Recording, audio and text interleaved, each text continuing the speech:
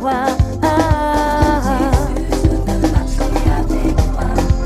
Mon Dieu, mon roi, je veux marcher avec toi, Jésus. Car de l'envoûtement, de la sorcellerie, du filet de l'oiseleur, oui, de la pauvreté éternelle.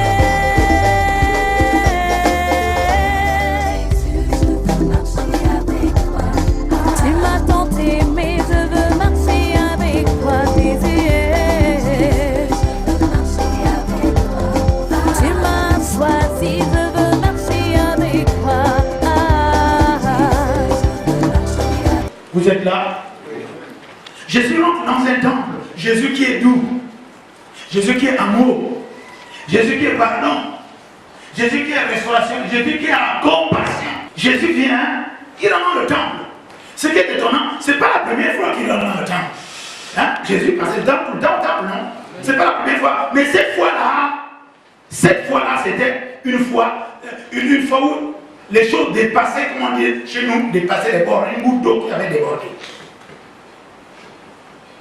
Jésus avait l'habitude de venir dans le temple, c'est la maison de son père. Il avait l'habitude de voir ce que les gens font d'habitude. Il avait l'habitude de voir les adorateurs. Il avait l'habitude de voir les vendeurs. Il avait l'habitude de voir beaucoup de choses. Mais là, il ne s'était pas mis en colère. Le thème de mon exhortation ce matin, c'est la colère sainte. Qui n'a jamais été, qui ne s'est jamais mis en colère? Qui n'a jamais été en colère? Tout le monde se met en colère, n'est-ce pas? Lève la main si tu as déjà été en colère. Tu te fâches, n'est-ce pas, non? Il est bon de se fâcher. C'est pourquoi j'ai lu Éphésiens 4, verset 26. Quand tu te mets en colère, ne pêche pas. Alléluia. La Bible déclare qu'il rentre et il s'est mis à chasser tout ce qu'il vendait et qui achetait dans le temple. Et il dit clairement, et il renversa les tables des changeurs et les sièges des vendeurs de pigeons. Regardez ce qui est vendu dans le temple, les pigeons. Alléluia. Vous savez ce que c'est qu'un pigeon? Pas des pigeons voyageurs. Ne fais pas de moi un pigeon. Tu me prends pour un pigeon. C'est quelqu'un qu'on peut déplumer, quelqu'un dont on se moque, quelqu'un qu'on roule, quelqu'un qu'on tourne en dérision. Alléluia. Est-ce que je suis un pigeon pour que tu viennes te moquer de moi, pour que tu viennes me déplumer, que tu viennes arracher beaucoup de choses? C'est pourquoi je dis dans cette assemblée, je vais passer maintenant beaucoup plus de temps. Parce que ceux qui viennent pendant les temps de ministère, de jeûne, de prière, pour recevoir les bénédictions, il y a des gens qui ont reçu les prophéties, il y a des gens qui ont reçu les guérisons instantanées hier, et c'était plus rapide que ça. Maintenant, quand on doit venir adorer, il n'y a plus personne. Donc ils sont venus acheter, n'est-ce pas, sans argent, ils sont venus vendre, n'est-ce pas, leurs produits, ils sont venus entendre les merveilles de Dieu, ils sont venus recevoir l'onction de guérison, ils sont venus recevoir d'autres la prophétie, n'est-ce pas? D'autres sont venus dire, oui, c'est vrai, ce que tu avais dit là, en une journée, vraiment tu as renversé les situations jusqu'à ce que là-bas, on me rappelle si loin dans un pays, alors mon enfant un petit m'a renvoyé. Attendez, le lendemain il n'est pas là. Alléluia. Je vais développer cette affaire, je vais d'abord vous là. Il écrit, ma maison sera appelée maison de prière, mais vous en faites une caverne de voleurs. Alléluia. Les gens qui viennent à l'église ici viennent pour voler les bénédictions. Je parle à la manière des hommes. Parce qu'ils viennent sur la pointe des pieds, ils se mettent à adorer. Du jour au lendemain, quand ils ont reçu, ils s'en vont. Maintenant, nous allons développer cette affaire. Alléluia. Amen. Si vous êtes un chrétien, un leader, ou que ce soit, je ne sais pas ce que vous faites, mais il est bon de se mettre en colère par moment. Est-ce que vous êtes avec moi? Alléluia. Amen. Il faut donc que toi, les choses qui réjouissent Dieu doivent te réjouir. Amen. Oh, est-ce que tu es là? Oui. Mais tu te réjouis de quoi? Tu ne te réjouis pas d'être en communion spirituelle et fraternelle avec les autres. Hein? Amen. Mais alors, premièrement, si tu te réjouis, les choses qui réjouissent Dieu, la Bible dit que Dieu siège au milieu des mondes de son peuple. Non, c'est pas non? Mais comment se fait-il que tu viens en retard? Pourquoi tu viens en retard? Tu ne respectes pas Dieu? Tu ne crains pas? Tu ne te réjouis pas? La Bible déclare que ceux qui craignaient Dieu, les disciples étaient tout le temps assidus au temple. Ici, c'est même pas tout le temps. Nous sommes un ministère large. On vient le dimanche, on vient 1 ou 2 fois par semaine et encore, et un seul culte dans la semaine. Alors qu'il y a des gens qui sont Dieu n'est pas dans l'hyperactivité, prenez toute la Bible. Non, les gens se reposent. Nous, on a choisi d'être des apôtres. On n'est pas dans l'hyperactivité matin, midi et soir pour en faire un business, parce que derrière ça, ils veulent les offrandes. Nous, Dieu nous a bénis, on veut prêcher la parole de Dieu aux gens tranquillement, les guérir, les bénir. Nous sommes là pour prier pour les gens, nous sommes là pour prêcher la parole de Dieu. Nous ne sommes pas là pour tirer derrière l'argent, c'est-à-dire on va multiplier les cultes et les séminaires pour récolter l'argent. Il n'y a pas de raquette dans cette église, nous sommes là pour la parole de Dieu. Alléluia. Mais malgré ça, les gens trouvent le temps de s'excuser, de laver le linge, de repasser le linge, de ne pas venir au culte. Mais non, finalement, donc ce qui réjouit Dieu ne vous réjouit pas du tout. C'est pourquoi ce matin, je dis, vous qui êtes des chrétiens, il est bon de temps en temps de se mettre en colère, avec une colère saine, mais sans péché, sans raconter n'importe quoi, sans insulter les gens. Alléluia. Parce que si un leadership, il n'y a pas une punition, si quelqu'un fait une bêtise et qu'on ne le punit pas, c'est un laisser aller. Et c'est ce qu'on a fait dans cette église. Le premier, c'est moi, le fautif. Parce qu'à un moment donné, je l'ai laissé. Pourquoi? Parce que j'ai donné la responsabilité à ma fille, à bergère. Elle fait ce qu'un pasteur doit faire, prêcher la parole de Dieu et prier pour les gens. Maintenant, les gens ne sont pas convertis parce qu'ils pensent que c'est un jeu. Alléluia. Je ne peux pas aussi lui avoir confié l'église et en tout temps venir encore me mêler de ça. Ça veut dire que je ne suis pas aussi un leader responsable avec ses collaboratrices. Alléluia. Oh, vous êtes là? Oui. Si à chaque fois qu'elle prêche et que je viens là toujours encombrer pour dire non, non, non, ça veut dire que finalement je ne lui fais pas confiance. Mais c'est le peuple qui n'est pas converti. Et la preuve avec Jésus qui est Dieu, le Fils de Dieu en chair, la parole qui fait chair, il venait tout le temps au temple là. Il voyait les gens faire, il voyait les gens faire. Et à un moment donné, il a dit stop! Stop, ça suffit comme ça. Alléluia. Parce que ceux qui étaient au temple là, c'était pas n'importe qui, c'était des adorateurs. C'était des Juifs. Et des Arabes aussi, mais qui croyaient, ils étaient dans le temple. Ils étaient des adorateurs, mais ces adorateurs ont fait de l'église un centre commercial. Je ne parle pas de commerce que tout le monde peut voir. Je parle de commerce spirituel, c'est-à-dire un lieu de rencontre où on peut vendre et acheter n'importe quoi, on peut dire et penser n'importe quoi, faire tout ce qu'on veut. Alléluia. À un moment donné, Jésus a dit ça suffit. Ça suffit. Comment concevoir dans une église de réveil à 8h30 là, il y a 1 ou 2 personnes, il n'y a pas d'intercession le matin. Attends, vous jouez à quoi? Vous avez un pasteur ici. Vous jouez à quoi? Vous croyez que c'est une blague que d'avoir consacré tout ça, tout un terrain, tout des bureaux, tout le reste là, d'acheter des terrains à coups de millions pour servir Dieu, de laisser tomber son travail?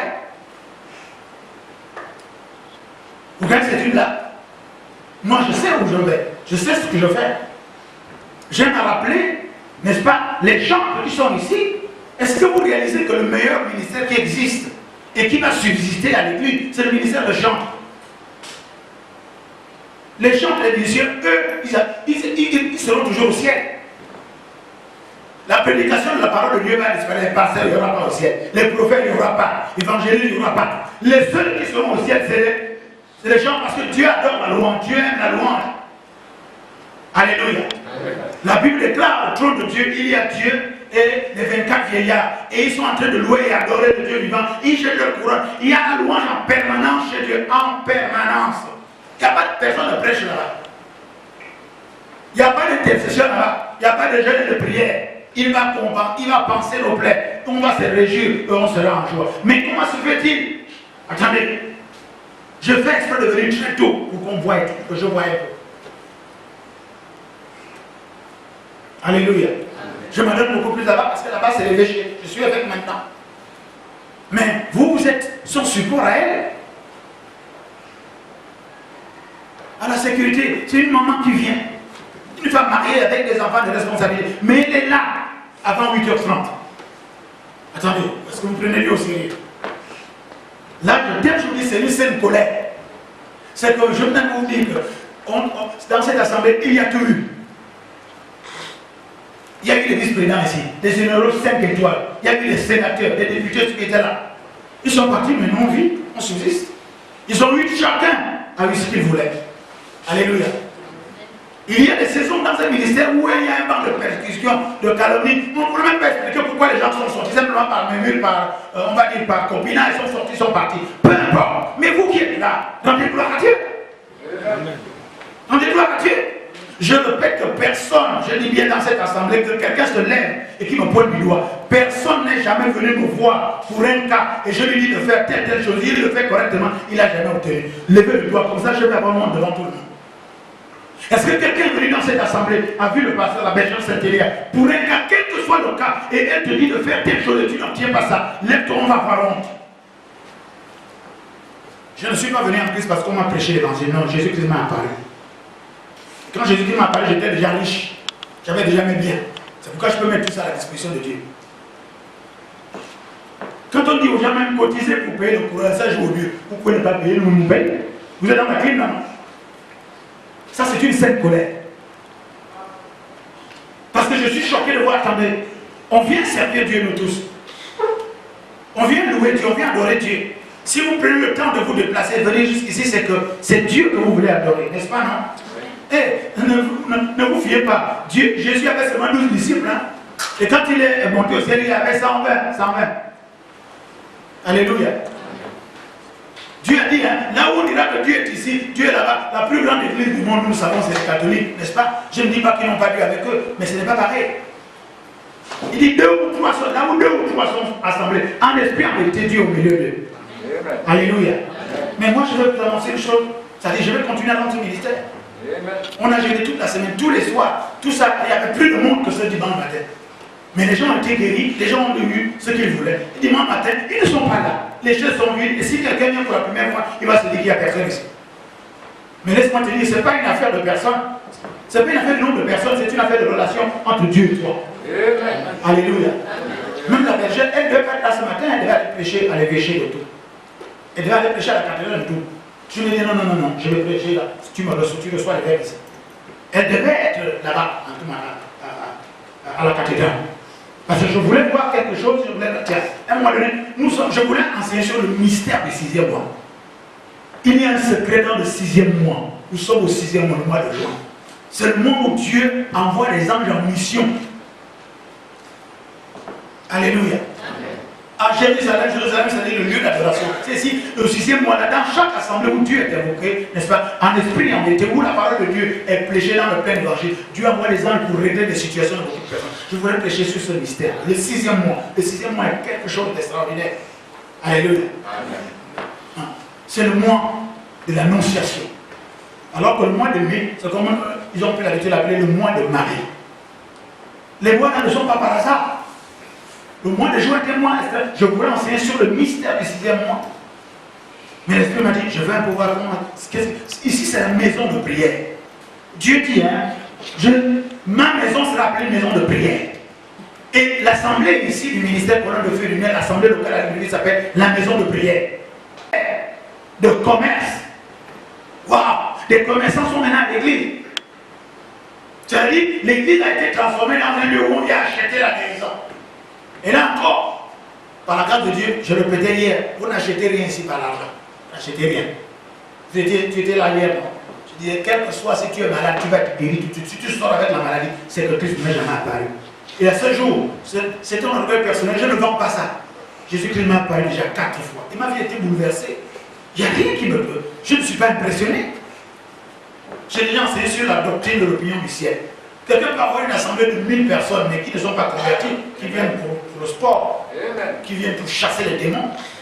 C'est vrai, je ne suis pas contre ça, Jésus chassait les démons. Mais Jésus a dit, enseignez-leur tout ce qu'ils ont pris, enseignez-leur ce que j'ai prescrit. J'ai un ministère apostolique, j'enseigne.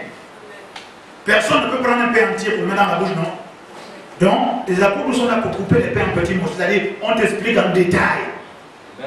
Je défie quiconque, si quelqu'un est déjà venu un entretien sans que je dépouille sa vie alors que je ne le connais pas, je n'ai jamais entendu parler de lui.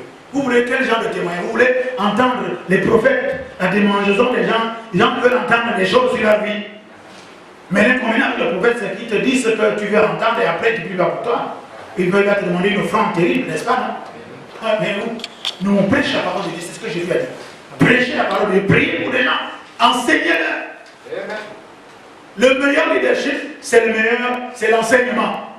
Quand vous enseignez quelqu'un ce qu'il doit faire, il saura quand tu ne seras pas, qu'il ne sera pas là. Je ne veux pas tenir les brebis en bride.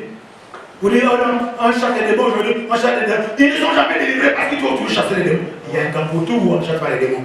Il suffit qu'on t'enseigne comment toi-même tu dois les chasser. Amen. Alléluia. Amen. Jésus vient, il est dans le temple et il trouve les adorateurs qui ne sont plus des adorateurs, mais des commerçants. Quel est ton commerce? Le Jésus vient, il ne trouve plus ceux qui font la louange, il passe autre chose. Et qu'est-ce qu'il fait? Voilà ce qu'il fait. Regardez. Il leur dit, écoutez, il leur renversa des tables, des changeurs. La première chose, c'est les tables. Qu'est-ce que c'est qu'une table?